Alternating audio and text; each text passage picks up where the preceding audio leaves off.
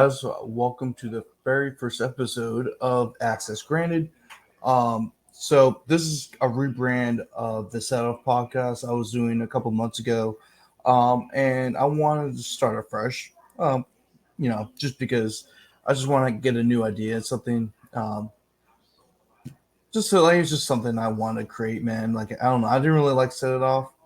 I don't know, I just like Access Granted. That's all because I'm going to these different places like LSU and high school, LSU and giving a lot of good information. So it's kind of an inside source. So I kind of like that. But then also, just the new sports season, I just wanted to create something a little bit newer.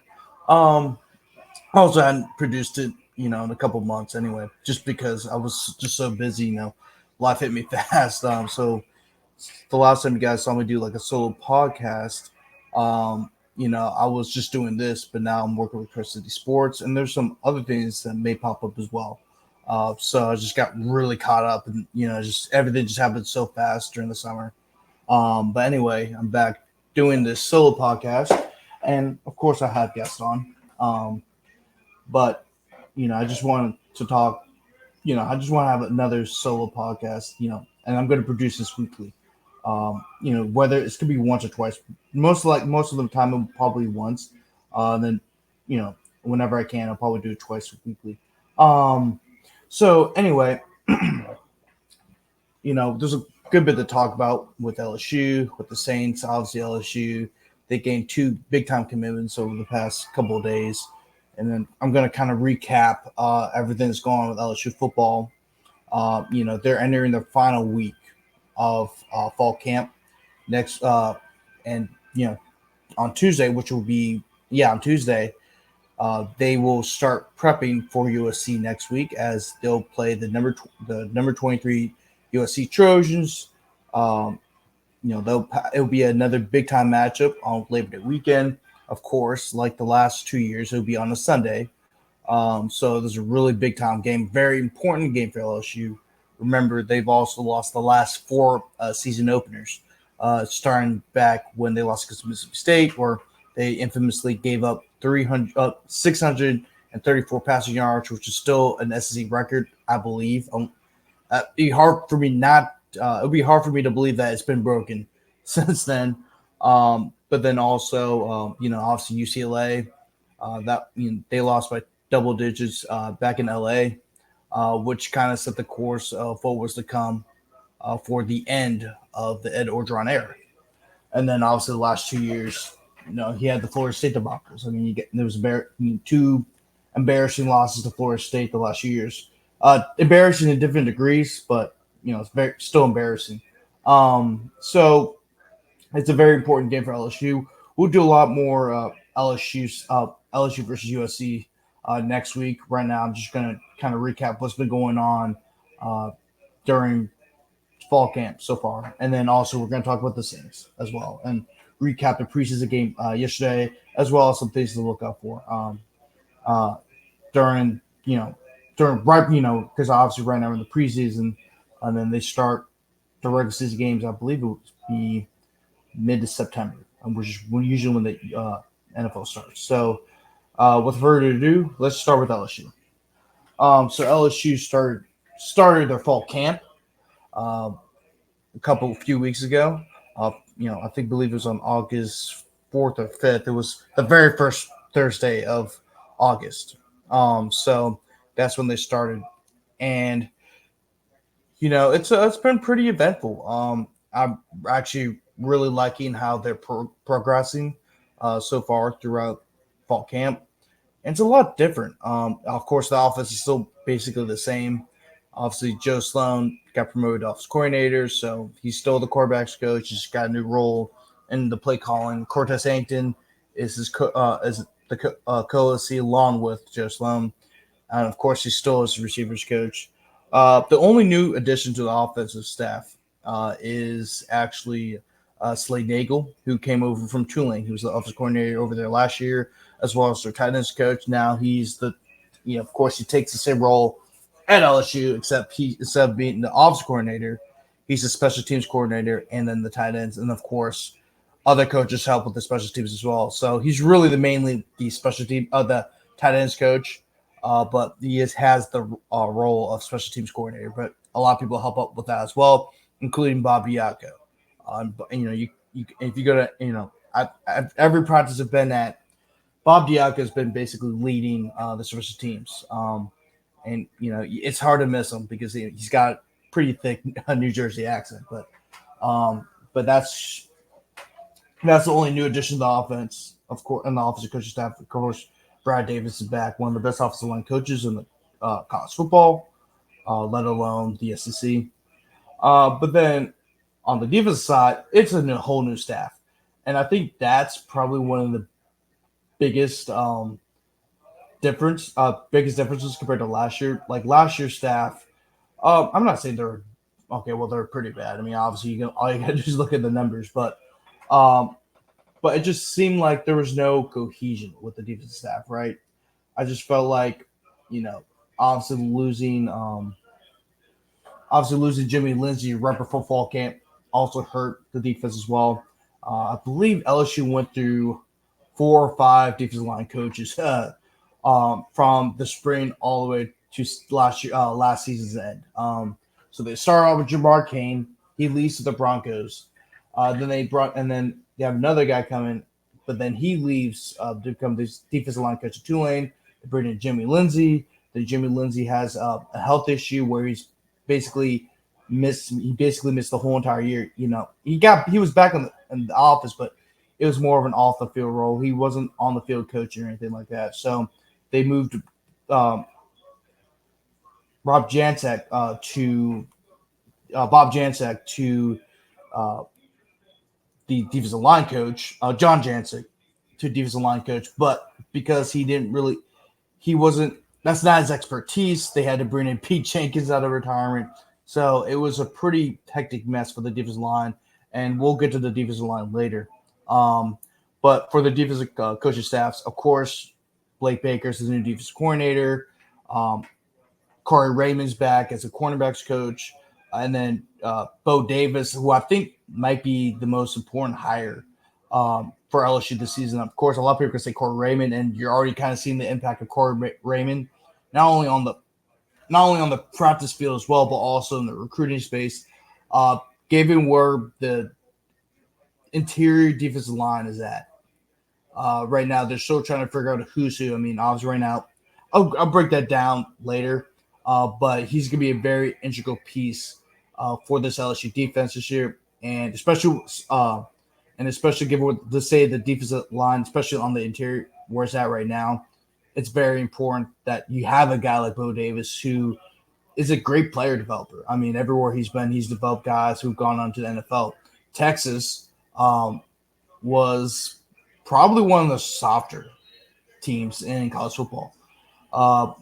And Sarkisian hired him to become the defensive line coach of Texas. And Texas defensive line became one of the best in the country, and no one wanted to go up against him one-on-one. So, I mean, I think that was the most impactful hire on LSU's staff. And also Kevin Peoples is a hell of a defensive line coach as well. He's going to coach the defensive ends. So we have 2 of the best defensive line coaches in the country. But the reason why I bring it up, it's a lot more difference it looks a lot different on the practice. It's just because it just seems like the coaches know what their players' strengths are. You see Harold Perkins flying around. You see Whit Weeks flying around. They're blitzing them constantly.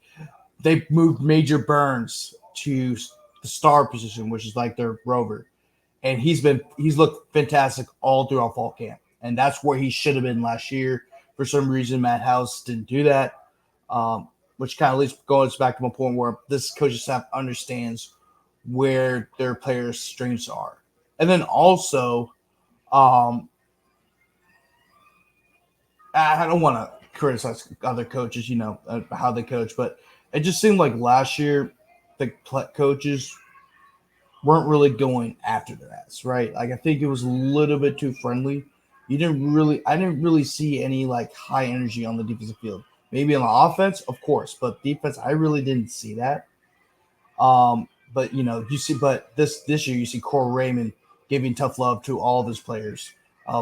Blake Baker, of course, is crazy because he's a former defensive he's a former linebacker at Tulane. He was a great linebacker at Tulane. And then also, if you look at all of his defenses, I mean, they play really aggressive football. They're going to fly around and they're going to hit somebody. And that's what Coach Baker expects from all these guys. And then, of course, Bo Davis is your stereotypical old school type of defensive line coach. And you can hear him, right? Like, you can hear what he says. And I'm not going to repeat what he says because it's not, of course, it's not super full work, but you understand, like, it's just a different energy on the field, and that's what I like from this LSU team during the offseason. But let's kind of break down each position. Starting with quarterback. Of course, Garrett Nussmeier is the starting quarterback. That was a given, right? I mean, he balled out in the bowl game. He was awesome during the spring game. I believe he only had like 2 incompletions during the spring game, like 3 touchdowns, right? So he looked awesome throughout the spring game. Like, he is the starter unless like he gets hurt or aliens abduct him. But that's not. I'm not here to talk about Garrett Nussmeier because I think that's a done deal. Garrett's looked fine throughout fall camp. I mean, it's basically a done deal. What I am here to talk about is the backup quarterback battle. Right now, that's being fought between Ricky Collins, who, of course, is Baton Rouge native from Woodlawn High School, and then also A.J. Swan. And A.J. Swan was the starter at Vanderbilt last year. I don't know how good he is because obviously look at the stats. They don't look great. But he was at Vanderbilt, and he has starting experience. And you need somebody like that behind Garrett Nussmeier because once Garrett Nussmeier goes down, it's kind of like you're basically pinning boots. So it's good. Like, if AJ Swan were to win the quarterback battle, it would be good to have someone like that who has the experience, who's been into these 100,000 seat stadiums where the fans are just screaming at you. So I think it's very key that you have a guy like AJ Swan, which is why they added him. But kind of, there's really not much separation between the two. None of them, either of them, have really stood out. It's been kind of rough to watch at times. Sometimes they look great, and sometimes it just looks rough. If I had to bet money on it, I believe AJ Swan would be the backup quarterback at the end of fall camp, just because of this experience playing the SEC, well, just playing college football. Period. How about that? Just playing ball in some hostile environments. But then also, he was a starting quarterback, right? He was a starting quarterback at Vandy, and even though he didn't look great at Vandy, and you can make the case that his stats don't really reflect how he actually is a quarterback. You're still going to bring him in because he has starting experience and he's seen these hostile crowds. He knows the SEC, and compared to the other quarterbacks of the roster, he really doesn't have any experience. I would say this: right now, the best quarterback of all the reserve quarterbacks has been Colin Hurley. He's looked great so far during the fall, and also he looked great during the spring too. But you're not going to start a 17-year-old. Like, you're just not, right? Like, imagine starting Colin Hurley and, like, let's just say Tuscaloosa. Well, we're not going to Tuscaloosa this year, or Neyland Stadium. Like, or it could even be in Death Valley. Like, you're just not going to do that, especially against grown men. Because, I mean, right now, Colin Hurley, in case you guys forgot, he should be a senior in high school right now. He reclassified. So you don't want to play a guy like that against even USC or UCLA or South Alabama. You want to develop them and get them to be ready to play some football when his time comes. But I don't know if his time's going to come because obviously LSU signed Bryce Underwood, and he may be the starting quarterback next year if Nussmeier decides to leave to the NFL draft. And from what I've been hearing, like, Bryce Underwood is that guy. But anyway, that's kind of wraps up with the quarterbacks, running backs. It's basically been said that Josh Williams and Caleb Jackson will be the starters. Josh Williams will enter his 6th year on the Ponderosa. He's a veteran player on this team. Matter of fact, he and John Emery, also another running back, are the only 2 players remaining from the 2019 National Championship squad. So a lot of experience from Josh Williams, and then also John Emery, who came back after he entered the transfer portal in the spring. But a lot of things worked out where he wanted to come back. He got, his grades are great. He looked great academically. He also got back from his injury a lot sooner than a lot of the team doctors thought he would. Because remember, he tore his ACL in like November, and he's come back, and he was actually basically full go at the start of the second week of fall camp. He looks. I mean, and compare that to Zay Alexander, who got hurt in October, and he's still kind of finding his way back onto the defense. So it just shows you how fast he was able to rehab, and shows his commitment to get back in the field as soon as possible. And he's kind of had some. John Emery, of course, has had some moments where he's kind of got up gingerly, but I'm not sure if that's because of his knee brace or it's just because he's still still some lingering knee issues. So that will also be something to look at as the season starts, because I think John Emery will get some reps because this dude's played a lot of football. It'd be hard not to give him reps. But I want to get to Caleb Jackson, because Caleb Jackson, of course, is the other starter alongside Josh Williams. Caleb Jackson's looked great, right? I think everyone's kind of seen the clip of him trucking what weeks, and that's actually not the first time, because I believe he did that in the spring or last fall too. But Caleb Jackson's looked a lot big. He looks a lot bigger, and he was big back in the spring, but he also just gained weight. I think he gained like 20 pounds or whatever. He's like now at like 230 or close to it. And he's gotten from, according to what weeks, and I asked him about Caleb Jackson after one of the practices where we had a player media availability, and I asked him about Caleb Jackson and how from his perspective how he's improved. And one of the things that stood out to me was that he said that he improved in terms of pass pro. He's become a lot better he's become a lot better pass catcher out of the backfield. He's also improved in his pass blocking. So that's a huge development for LSU, because last year you could obviously tell he had a lot of potential, right? Every time he touched the ball, it looked like, you just used to saw explosiveness. You saw guys struggling to bring him down. Sometimes he made a highlight reel where he just absolutely killed a dude. So he's just but now it just seems like he's a lot more fluid. He understands the offense. He's more comfortable being that guy. Now that it's been a year since he stepped foot on LSU's campus back in the spring of 2023. And another guy you should watch in the running back room is Caden Durham. Caden Durham, of course, was one of the top running backs in the country from Duncanville High School in the state of Texas, and he's a speedster. I think that would be somebody that will get a lot of playing time for LSU this year, probably later in the year, more so later in the year, because you just don't know who may get injured. You just don't know what kind of roles may pop up for him, because he's got legit track speed. He also was part of Duncanville's track team. So he's somebody you should also look out for, because he actually got some second team reps recently as well. So that should be another guy you should watch out for, especially later in the season. Moving on, of course, we're going to talk about a little bit about the receivers and the tight ends. I want to loop them together because, tight ends are basically just like receivers on steroids nowadays, because they're just 6'5", 6'6", and like 240 pounds. And a lot of times coaches like to line them out wide instead of on the line of scrimmage, like what we see from a traditional tight end.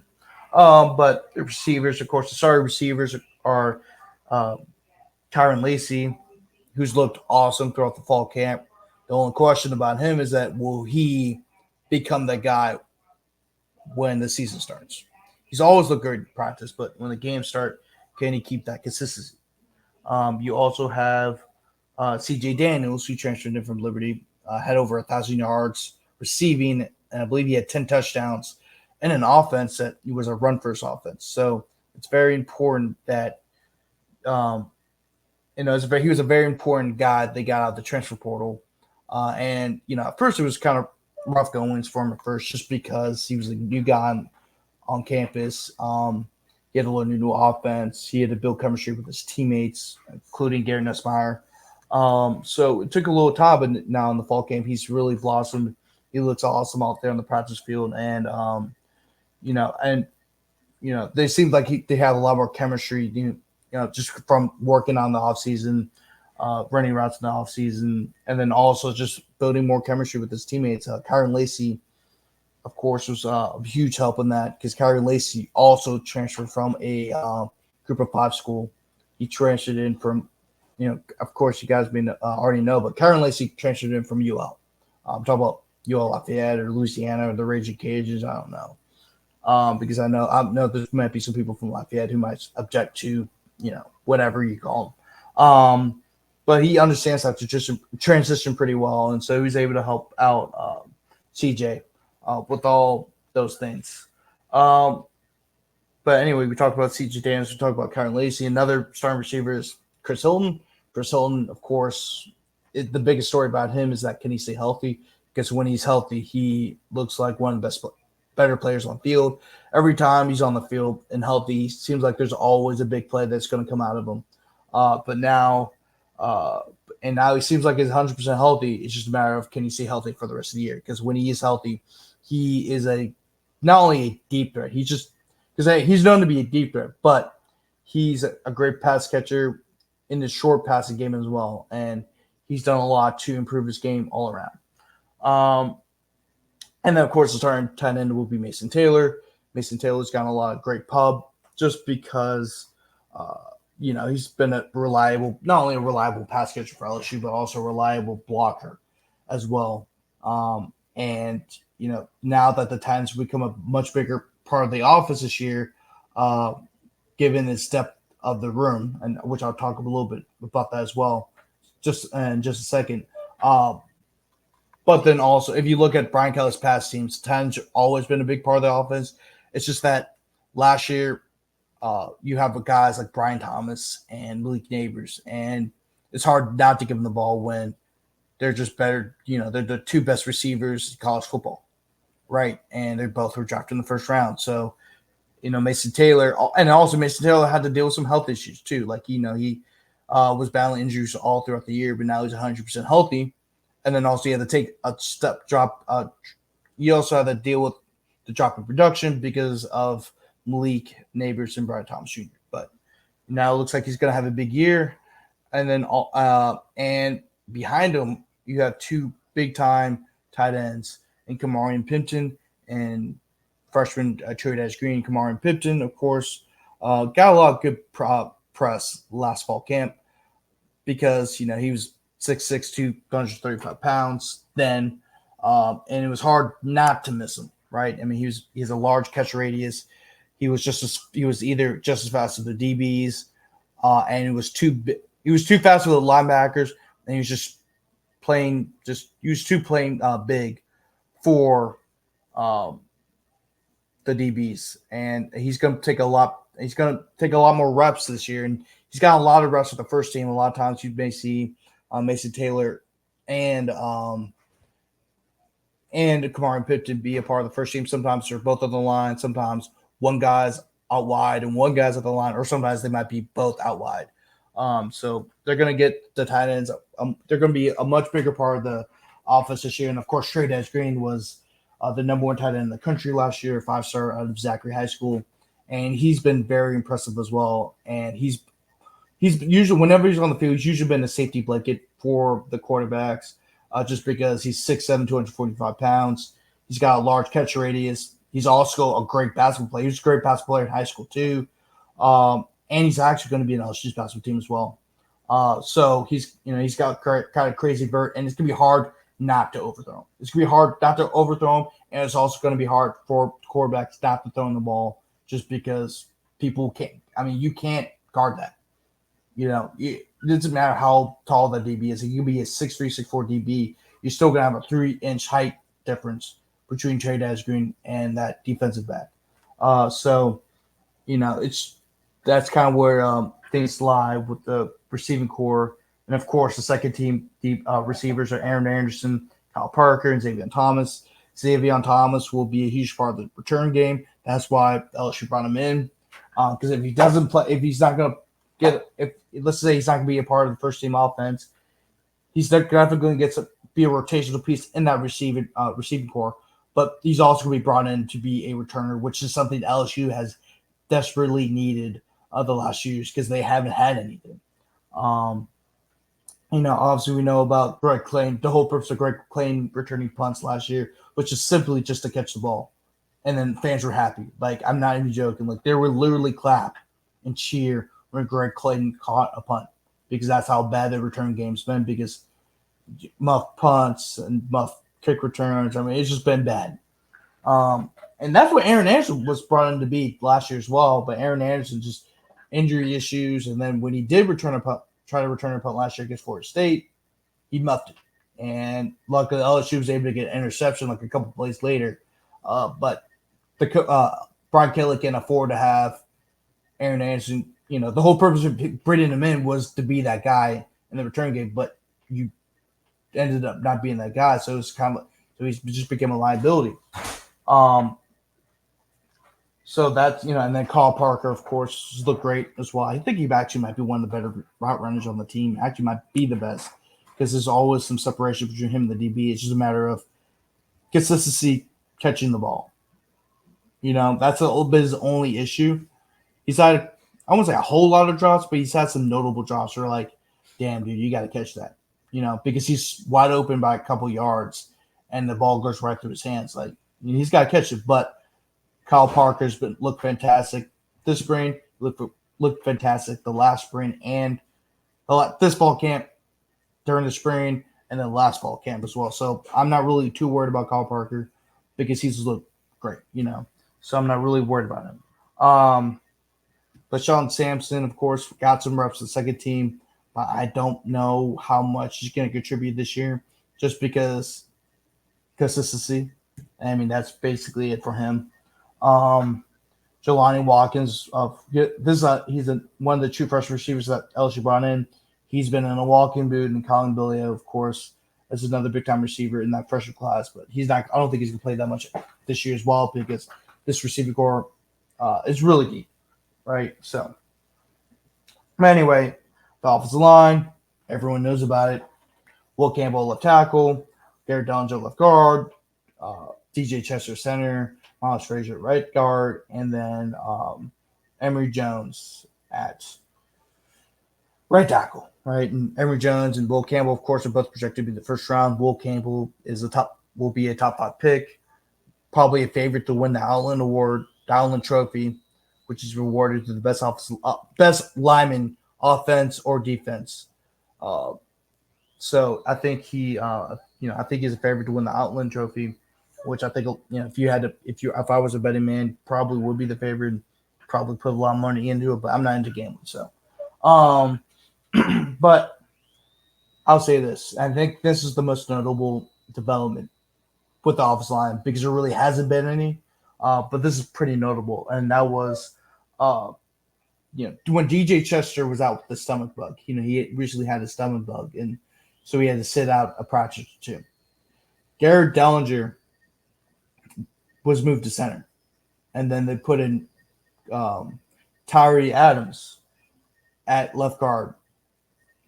And I thought that was a pretty interesting move. Of course, Garrett Dellinger, the only time he's started at the center spot was against Florida State in 2022, which is the very first game of the year, because they felt like at the time Charles Turner wasn't their ideal center, which was a huge mistake, as LSU's offensive line just did not look good at all. That in that game. I mean, what's his name?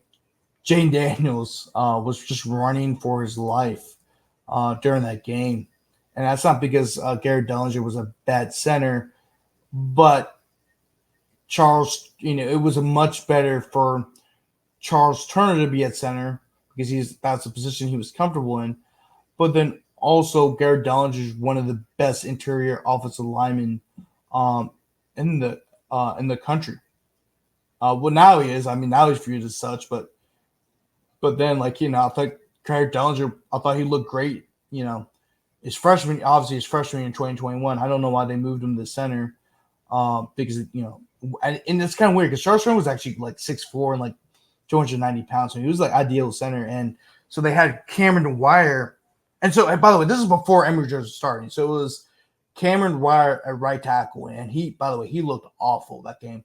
Like that was where most of the pressure was coming from, was the right edge.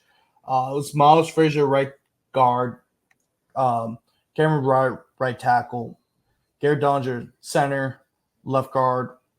Um, I don't even remember. I think it was Miles. He was Miles Frazier or somebody. I forgot who it was. And then left tackle was obviously Will Campbell. I mean, that was just a. I mean, that's a far cry from what the offense looks now compared to then, and that was a huge mistake by Brian Kelly and the staff to keep Charles Turner on the sidelines and move somebody who really has not played center in quite a bit. Who was that guy actually? Oh, Sherman Schwartz was that left guard. But that was just a bad move overall, and they should have named. I think that made the difference in that game because Florida State had a field day with LSU's offensive line. But moving on, before I want to go, Cohen Eccles, Paul Mabenga, Weston Davis, and Bo Bergeron are your second team offensive line. I just want to mention that, along with, of course, Tyree Adams. But I want to mention that before we move on. Anyway, going on to the defensive line. Like I said, this is an issue. Probably the biggest issue with LSU's team this year is going to be the defensive line.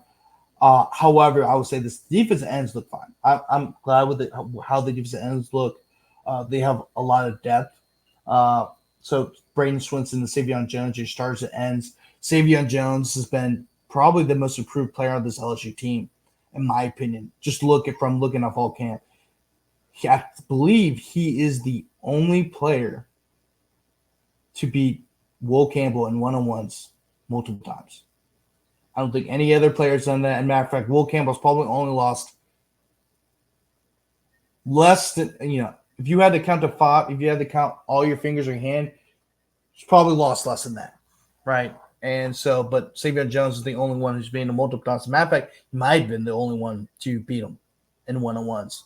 And it's not because Savion Jones lost weight or gained weight. He's actually the same weight as he was last year. It's just that now you have some consistency with voices in the defensive line room, right? Because LSU had 5 different defensive line coaches last season. Now you have 2 defensive line coaches. Kevin Peoples is one of the best in developing pass rushers and teaching them how to be aggressive off the edge. And, nobody's better than that than Kevin Peoples. And Savion Jones has looked a lot better under his tutelage. Brandon Swinson, of course, was great last year. Really, last year, he should have been the starting defensive end. And the fact that he didn't play more than he should have was also dominant Matt House, because whenever he was in, he was either the one making the play or was somewhat involved in that play being made in some capacity, whether it was rushing the quarterback and forcing him to flush out, whether it was, making the first initial contact before somebody else got to him. He was just it just seemed like he was always a part of the play. And I don't know why they didn't play him more. And it was pretty evident that he should have been playing more. You just go back and watch the film.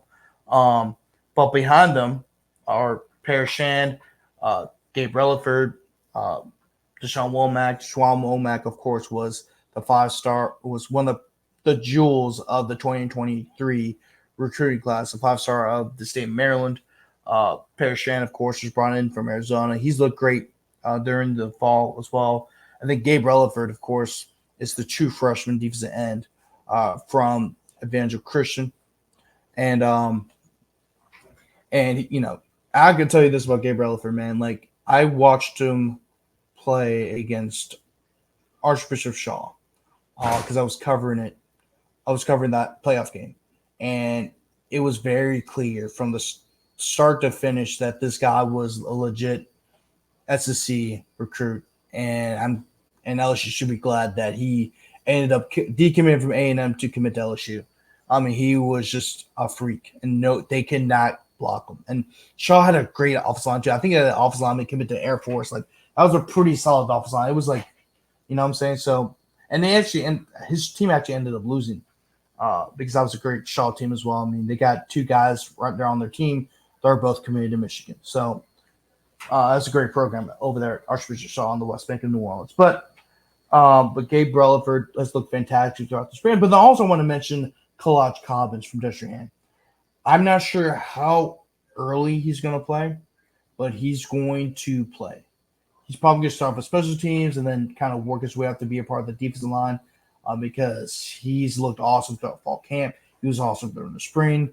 Matter of fact, Gabe Relaford and Kalaj Cobbins, I think both had the highest sack total and tackles for loss totals of any of the defensive linemen. So, I mean, they were both killing it. So, it wouldn't shock me if Kalaj Cobbins played early, but I expect him to probably play a lot more somewhere in the middle of the season because he's looked fantastic throughout the fall. And then also when you keep going to practices and you keep flashing out practices, then the coach is going to give you chances. And then if you do well in the games, then you're going to play a lot more. And I think that's going to happen with Kalaj Cobbins.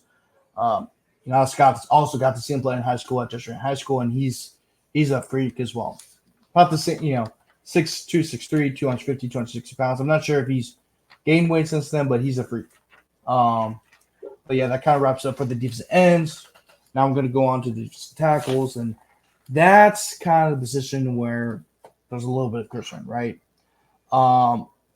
It was known going to the spring and after spring that LSU's defensive tackle room was lacking depth. I mean, and you're going to need that, especially in the conference like the SEC, where battles or games are won on the line of scrimmage. If you don't have a good line of scrimmage, whether it's on the offense or defense, you're not going to win many games in the SEC. I mean, the reason why Alabama was as good as it was because of the offensive line and defensive line. Look at Georgia, same thing. Georgia's defense runs through the defensive line. It's been that way since Kirby Smart's got there in 2016, and it ain't changing anytime soon. Look at the 2021, 2022 Georgia teams that ended up winning national championships. The best players are on the defensive line. So you're going to need a great defensive line. Clemson, another perfect example. When they were winning national championships, fantastic defensive line. So right now the starters are Jacoby and Guillory, which was a given. I mean, Jacoby Guillory's looked awesome. He looked awesome in the spring. He's looked awesome during the fall camp. He's a lot more vocal as a leader this year because he is the most. I mean, outside Gia Pius, who transferred from Wisconsin, he's seen a lot of football. But I'm talking about who's been on the team in the last few years. Jacoby Guillory will be his fifth year on LSU's campus. So he's a vocal leader on the defensive line, and he's just awesome throughout the fall camp. And really, the defensive line kind of feeds off of Jacoby's energy, and I've been seeing that. It's been awesome to see. Gia Pius, of course, 6-year guy. He's a graduate transfer from Wisconsin. He will play a big piece for this LSU defensive line, whether it's on the star position or a rotational, or he'll be a rotational type of piece of LSU, but he's definitely going to play. Some other guys that really stood out have been JVR Suggs. JVR Suggs, of course, transferring from Grand Valley State. And you may wonder why you would get a guy from Grand Valley State, which is the Division II school. Well, I mean, he was great during his time at Grand Valley State, and then also other big-time schools were looking at him as well. And then, of course, LSU needed another defensive lineman through the transfer portal, and he's not no slouch either, right? I mean, other schools, of course, were offering him to come play for their school, but throughout fall camp, you see why LSU went out and got JVR Suggs, as JVR Suggs is shown to be will be a key piece in this LSU defensive line. And he's in that second team along with Ahmad Bro. And Ahmad Bro was a guy who was a defensive end when he got to LSU. He's a true freshman. And when he first got to LSU during the spring, he was a defensive end. But then he and the coaches talked. They moved him to defensive tackle. He's gained nearly 40 pounds, and he did a lot of work in the weight room. He met with nutritionists and was eating the right food so he can gain that weight while also not gaining fat. I guess you could say he's eating all the right foods the gain weight, and then also he was making sure that he was never going to be out of shape by working out in the weight room, and Jake Flynn has done a great job. Uh, has done a great job working with them, as Brian Kelly said, and then also the nutritionists have done a great job with them as well. And Brian Kelly said point blank that he's going to play. So it's been really impressive to see from the former Ruston standout. And of course, I want to mention Sean Washington. He's looked great throughout the fall as well, and I think he'll get a lot of playing time. And then Dominic McKinley, he's looked raw as of late, but I think as the season goes along, he get a little bit more playing time because it's hard to keep off a guy who's 6'6", 315, right? So hopefully he gets rid of those kinks by the time the season starts, and then as the season goes along, more and more of those kinks will get out of the system. Linebackers, of course, Harold Perkins. Hard not to mention Harold Perkins. Harold Perkins looked great this fall camp.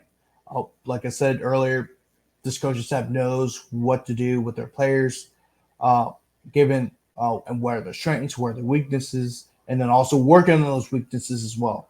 And Harold Perkins, has probably benefited the most from Blake Baker coming to LSU. And of course, they're still playing that inside will linebacker, but they're using him in the right way. They make sure he's blitzing from that spot. He's blitzing from everywhere, when he should have been doing. Like, of course, focus on his development at the will, but then also figure out a way where you can still be disruptive so he can help the team.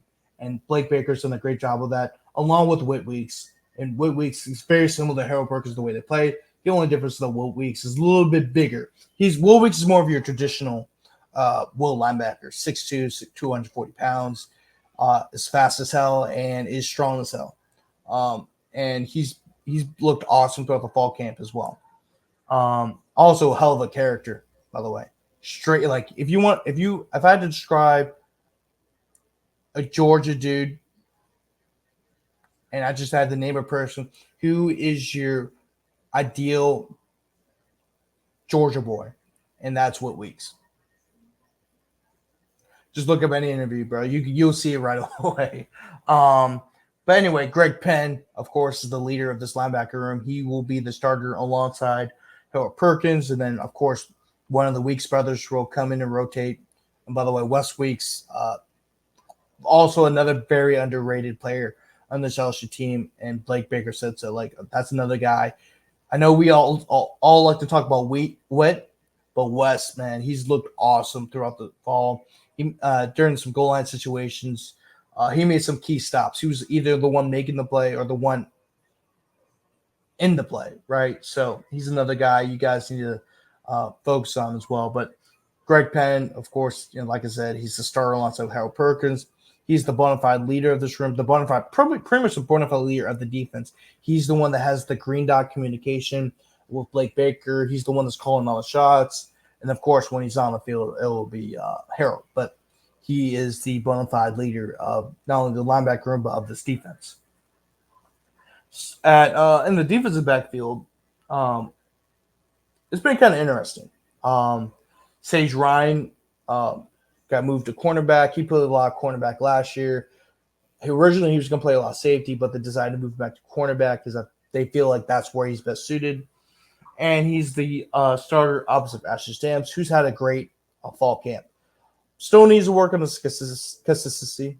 The coach just said that, and that's kind of clear in practice, but he's looked awesome throughout the fall camp. J.K. Johnson is a key rotational piece in the defensive backfield at cornerback. He's also going to be a starter. He's also starting when they go to those dime packages. Same thing with Jari Brown. He's going to be a starter when it comes to those dime packages. And, there's a lot of depth in this DB room. Matter of fact, when it comes to depth, and the reason why I say there's a lot of depth is not only because of those two, but then P.J. Woodland. He's a true freshman, but he looks like he can play SEC ball right away. He's not afraid to go against the best receivers. At practice, like he usually is paired up with Kyron Lacey. So that just lets you know what type of player he really is. And he's not afraid to go against the guys who will be some of the best players in the country, including Kyron Lacey. I think he'll take a big step this year. And so the fact that you're not afraid to go against the number one receiver on LSU's team right now shows the fearlessness and there's something LSU's been missing is the fearlessness, the aggressiveness the last few years. And I'm glad, and if you're an LSU fan or any of the LSU coaches, you should be glad that you have a guy like PJ Willen on your team. And then also the reason why, in terms of depth, Zach Alexander is still, he's back, but he's not 100%. He was leading the team in interceptions before he got towards ACL. So there's a lot of depth in the cornerback room. At safety, of course, we got to talk about the safeties. Jardine Gilbert's starting safety.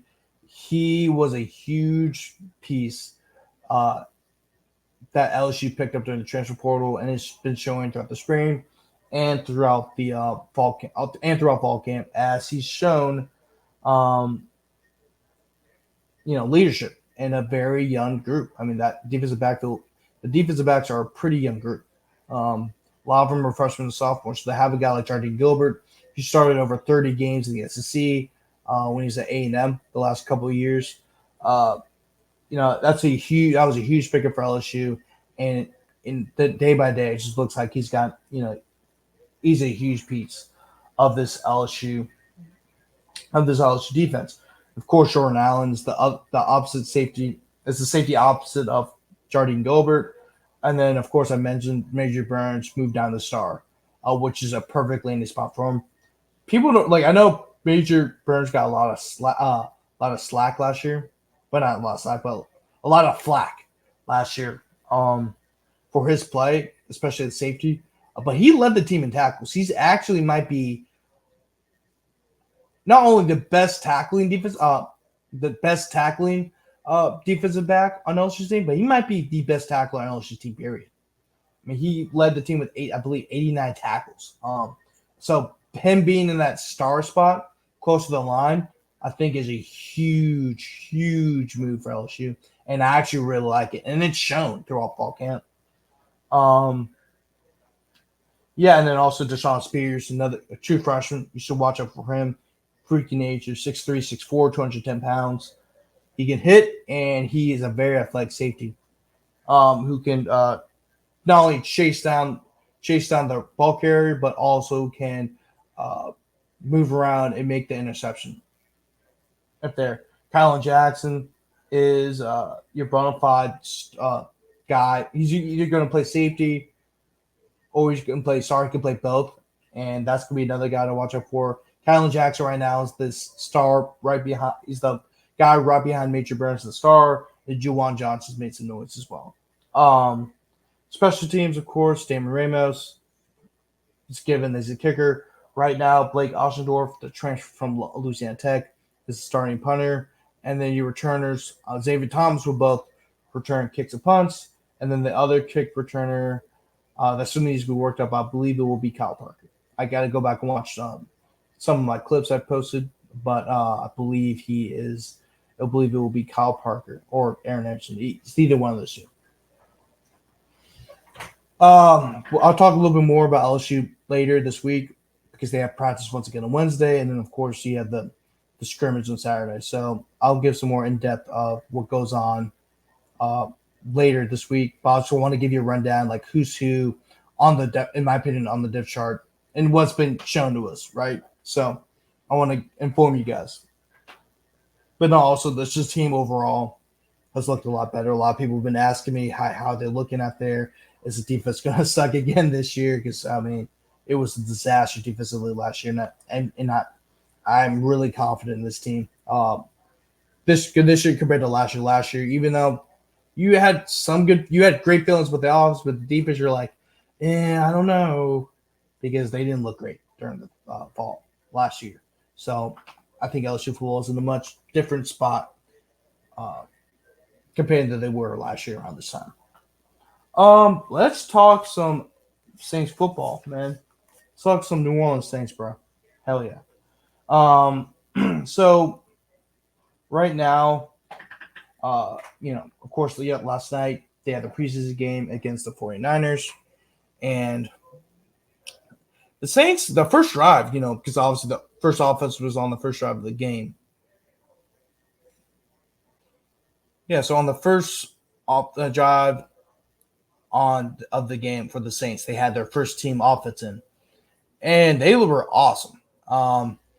They scored on the very first drive of the game. Well, not the first, but but they're like their fourth. Yeah, there's the fourth drive of the game, but they're in for the first quarter, and the first and second quarter, and it was a 16-play, 95-yard drive. It lasted a pretty long time, 8 minutes and 17 seconds, but it was successful because obviously they scored a touchdown, but they're pretty efficient. Derek Carr was great throughout the drive. Derek Carr, of course, finished the game going 7 for 9, 47 yards.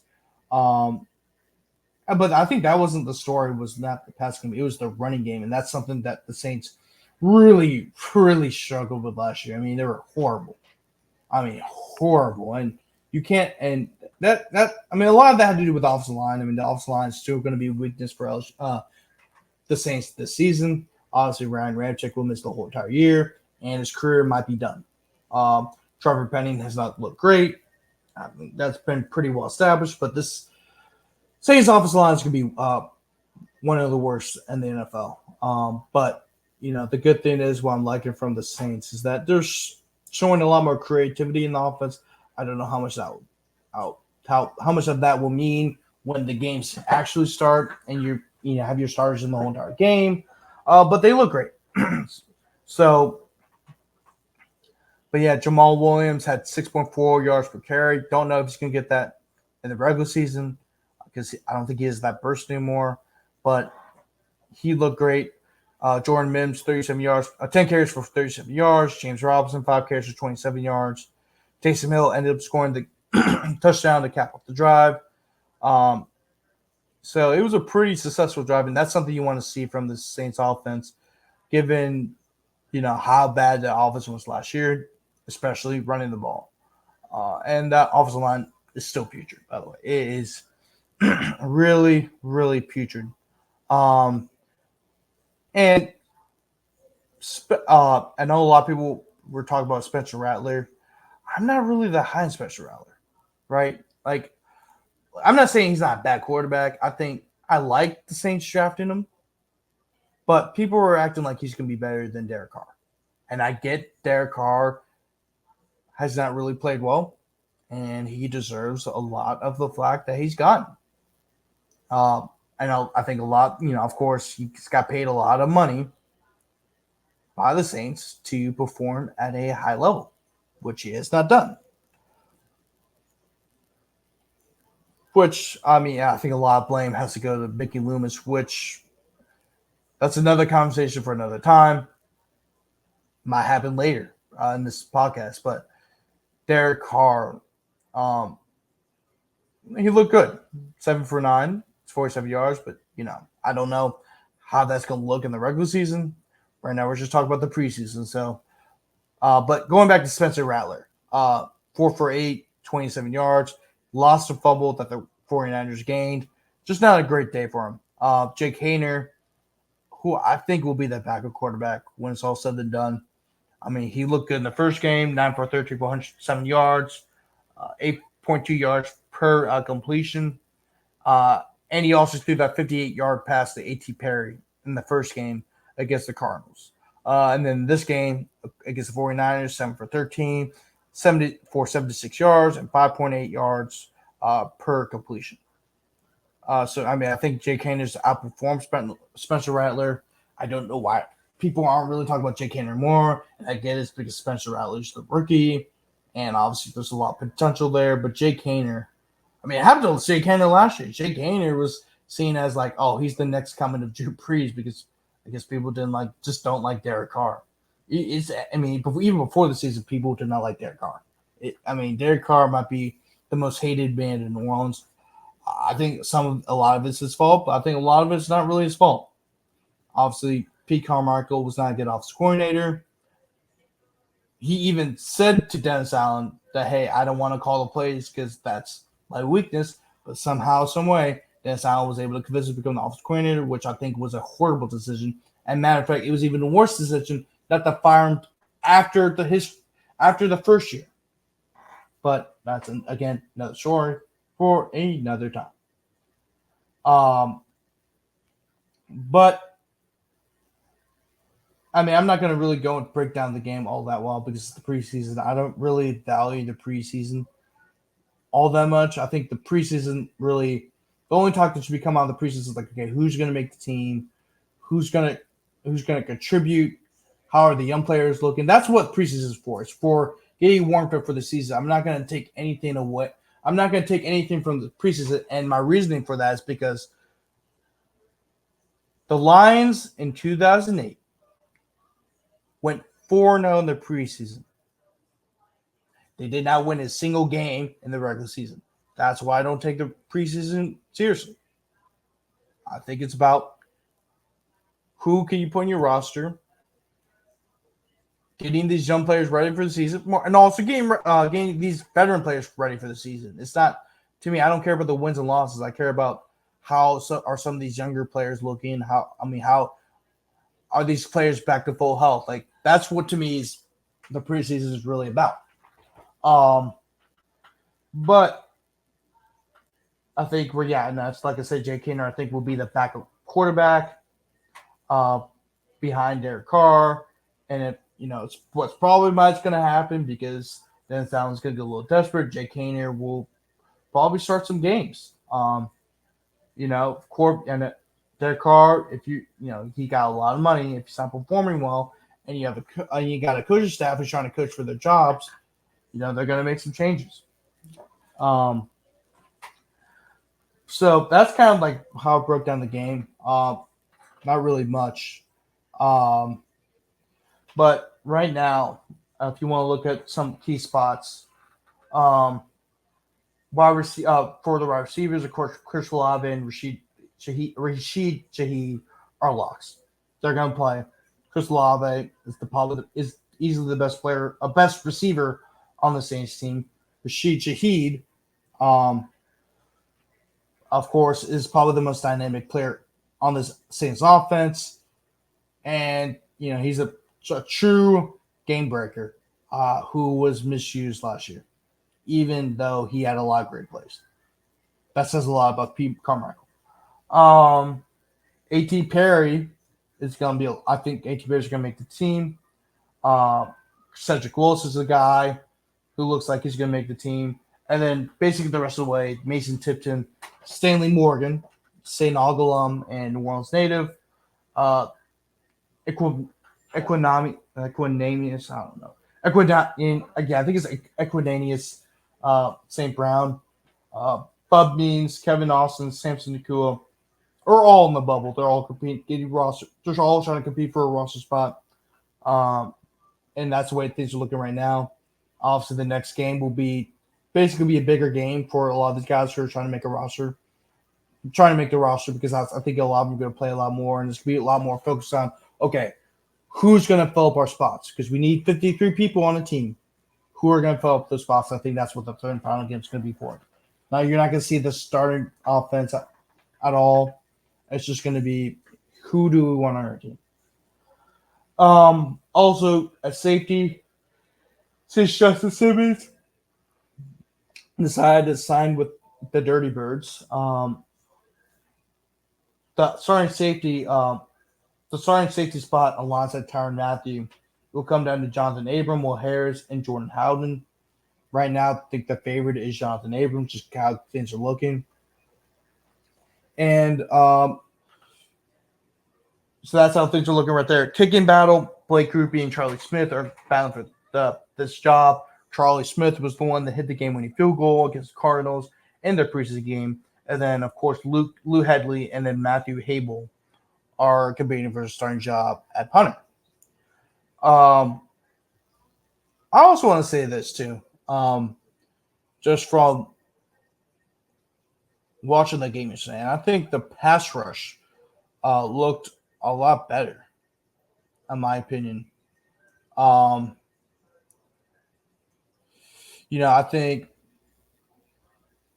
there were some plays where Brock Purdy, like the first couple of drives of the game, Brock Purdy looked flustered. There's a lot of big time plays. But like Chase Young, I thought looked good. 2 tackles, 2 quarterback hits. What's his name? I'm trying to look for it. I'm just looking for the stats because I just had it. Brian Brees. Had a quarterback rush and action, and I thought he made a fantastic play. Breaking through the line and getting after Brock Purdy. And I thought that, there were some notable moments in that game from the defensive line that I thought were fantastic. Anthony Orgy led the way with 8 tackles, 7 of them were solo, and he also had a tackle for a loss and 2 pass deflections.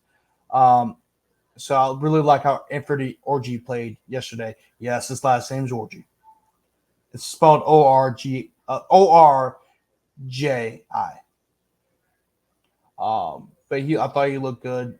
But anyway, yes, Alontae Taylor also had some. I thought Alontae Taylor looked good. Outside maybe there's one. I remember the one deep pass play, but I don't think that was. I thought he covered it well. It's just a great catch and a great throw. Great throw by Josh Dobbs and an even better catch from Jacob Cowan. Yeah. So that's kind of like breaking down what's going on with the Saints preseason right now. Of course, there will be some more information about the Saints in the coming days.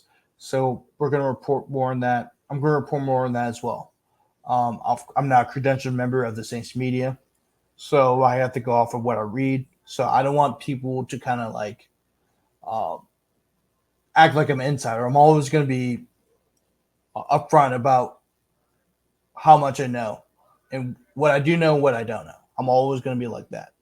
For LSU, I am credentialed, so I'll know a lot more about LSU than I do the Saints. A lot of times the Saints have to rely on other people to get information. Saints, I see with my own eyes because I'm a credentialed member of LSU Media.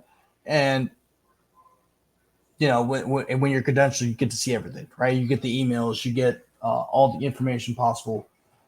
So that's why, like, the Saints segment might look a little shorter.